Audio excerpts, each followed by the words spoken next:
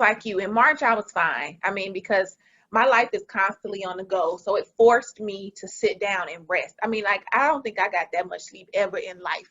So Mhm. I was good, and I went to the doctor for my just regular annual checkup, and she said, how are you holding up? Because most of you, well, you probably don't know, I suffer from depression.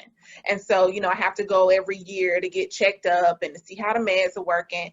And she was like, well, how are you doing? And I was like, I'm good. And she's like, are you taking your meds? I was like, I don't feel like I need them. Like, I feel like all I needed was sleep. And she said, well, Brittany, I'm just going to tell you, you may be okay right now, but, things may not be okay down the road. So just take your medicine. And I'm like, oh, yeah, okay, I'll be good. But like, come around maybe June, I started to feel different. I think it was Miss Barnett said that, you play the games, the family games, then the daycare shut down. And I think that's when my world changed. So, having a 2-year-old at home,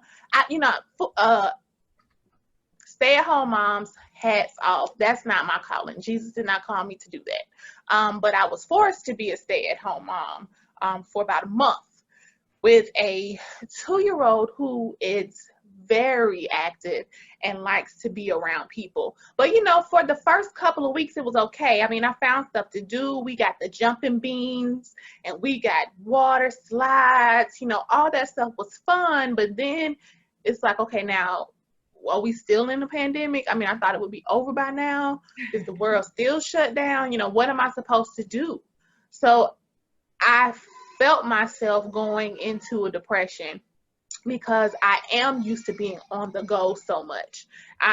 And being forced to sit down too long was too much for me.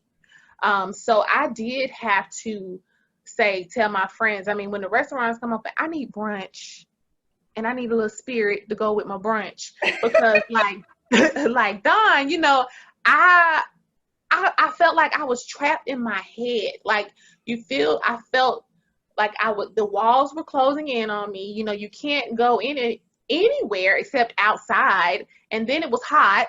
And so, it was just, I was not in a good space. That happy place that I was in March, it completely flipped on me.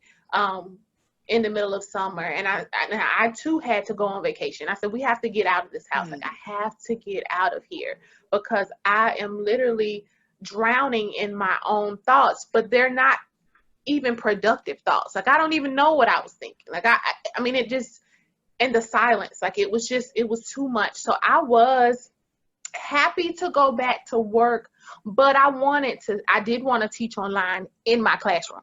Like, it's like, you may have to, go into the building and teach online. That's fine. That's fine. Yeah. I'm okay with that. I'm okay with going in the building as long as it's just me. Yeah. I was fine with that. But when they told me, that we were going to have to do I would have to be a face-to-face teacher. And the way that the schedule worked out, I had to see every child in the building. And so I would see every child in the building by Friday. So I would have 3 classes on Monday, 3 different classes on Tuesday, 3 different classes on Wednesday, 3 different classes on Thursday, and 3 different classes on Friday. My anxiety shot through the roof.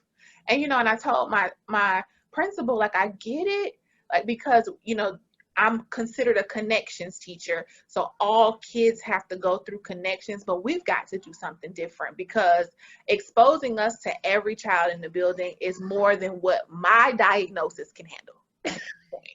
And I mean, I'm very upfront with him about that. So we've done some creative things with the scheduling. I'm really thankful that I do have a principal now who heard me.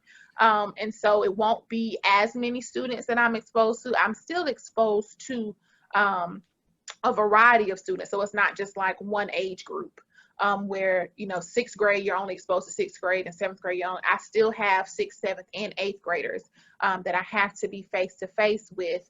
But it's not as many as before. So we're still working on that whole mental health piece. Like I said, I can speak on it because I lived it. I know what the pandemic did to my mental health. So it really is a challenge. I mean, every day is a struggle. It is a true struggle every day. So Yeah, I understand where the college students are coming from. I understand where I know some other people spoke about their mental health, so I get it. Yeah.